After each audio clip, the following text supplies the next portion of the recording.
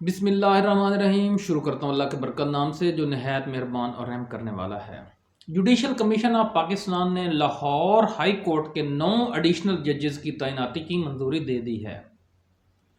Judicial commission of Pakistan Lahore high court نے جو 9 ججز کی تعیناتی کی منظوری دی ہے، یہ فیصلہ چیف جسٹس آف پاکستان کی سربراہی میں ہونے والے اجلاس میں کیا گیا ہے۔ ایڈیشنل ججز کی تعیناتی سے عدالتی امور میں بہتری کی توقع کی جا رہی ہے، کیونکہ اس سے زیر التوا مقدمات کے حل میں تیزی آئے گی اور انصاف کی فراہمی کا عمل مؤثر ہوگا۔ یہ تعیناتیاں ایک مقررہ مدت کے لیے ہوتی ہیں،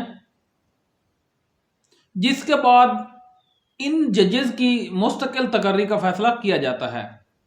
ان ججز کے نام جو جوڈیشل کمیشن آف پاکستان نے لاہور ہائی کورٹ ایڈیشنل ججز کی تعیناتی کی منظوری دی ہے، ان کے نام یہ ہیں: number 1 Hassan Nawaz Makhdoom, number 2 Malik Waqar Haider Aman, number 3 Sardar Akbar Ali Dogar, number 4 Malik Javed Iqbal Wains, number 5 Syed Ahsan Raza Kazmi, number 6 Muhammad Jawad Zafar, number 7 Khalid Ishaq, number 8 Malik Muhammad Awais Khalid, number 9 Chaudhry Sultan Mahmood.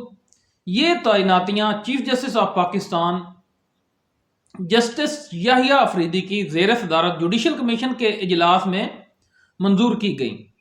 Judicial commission of Pakistan کی جانب سے لاہور ہائی کورٹ کے لیے 9 ایڈیشنل ججز کی تعیناتی کی منظوری پر فی الحال اپوزیشن جماعتوں کی طرف سے کوئی رد عمل نہیں آیا، لیکن سپریم کورٹ آف پاکستان کے اس فیصلے کے لیے سپریم کورٹ آف پاکستان میں تعیناتی آئینی ترمیم کیس کے فیصلے تک نئے ججز کی تعیناتی روکی جائے۔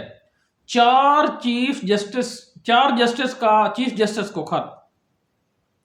سپریم کورٹ میں ججز تعیناتی کے معاملے پر 4 ججز نے chief justice of Pakistan justice Yahya Afridi کو خط لکھ دیا۔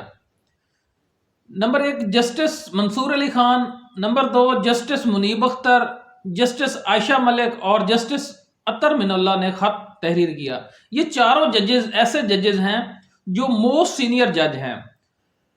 انہوں نے خط میں لکھا ہے کہ 10 فروری کے جوڈیشل کمیشن کے اجلاس کو مؤخر کرنے کی درخواست کی گئی ہے۔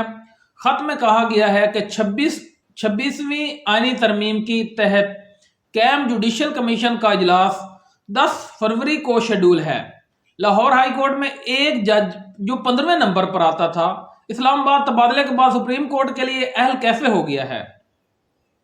خط کے متن کے مطابق آئینی طور پر مشکوک تبادلے کے بعد ایک جج کیسے سپریم کورٹ کے لیے اہل ہو سکتا ہے؟ قانون وضع ہے جو براہ راست نہیں کیا جا سکتا اور بلا واسطہ بھی نہیں کیا جا سکتا۔ خط میں کہا گیا ہے کہ آئینی ترمیم کیس کے فیصلے تک نئے ججز کی تعیناتی کا عمل روکا جائے۔